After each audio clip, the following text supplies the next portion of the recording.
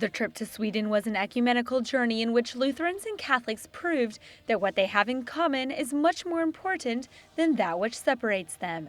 Look how he was received in Malmo Arena after traveling there in an electric car.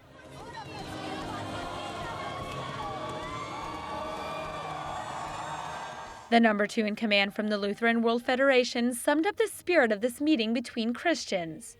We have committed to leave past conflict behind us and to move forward by embracing God's call into unity. We have repented for wrongdoings of the past. We have prayed for the healing of wounds and clouded memories.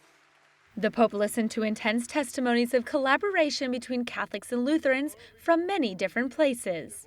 We cannot change the climate, but we can change the system. So let us all reform ourselves and work together as a one to build a one better and peaceful world for all.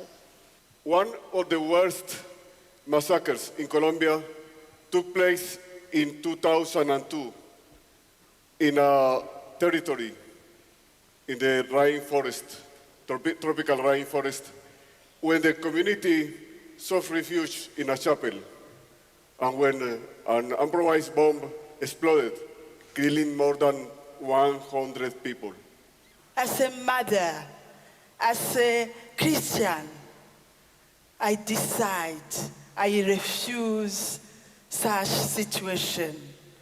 And I decide to create in 1993 association, Maison Shalom, House of Peace, to welcome all those suffering children. As a refugee, it doesn't mean that you are not a human being. It's just a status.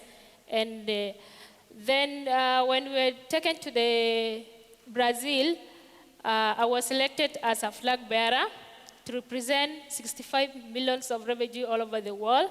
As a refugee, you are just a human being like others. So refugees should be treated equally as others. Christian of the world, Muslim between East and West, people of goodwill, do not leave our beloved Syria to be destroyed and fragmented. The president of the Lutheran World Federation explained that this historic meeting sends a strong message to the world. When religious people work for unity and reconciliation, religion can promote the flourishing of human communities. This is the reason today we commit ourselves to say no more for xenophobia, no more for hatred in the name of religion. The Lutheran leader himself is a Palestinian refugee, and he knows the consequences of war. Hence, his words were part of his strong advocacy to persuade governments around the world to favor the weakest.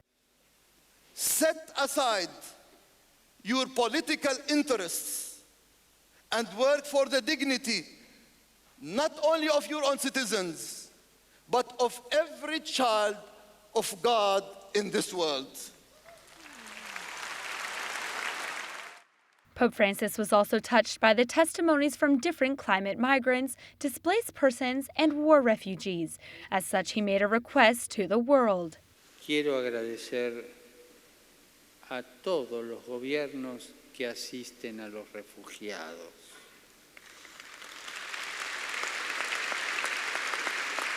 A todos los gobiernos que asisten a los desplazados y a los que solicitan asilo, porque todas las acciones en favor de esas personas que tienen necesidad de protección representan un gran gesto de solidaridad y de reconocimiento de su dignidad. The Pope recalled that Lutherans and Catholics are called to revolutionize the world, and they can do it together.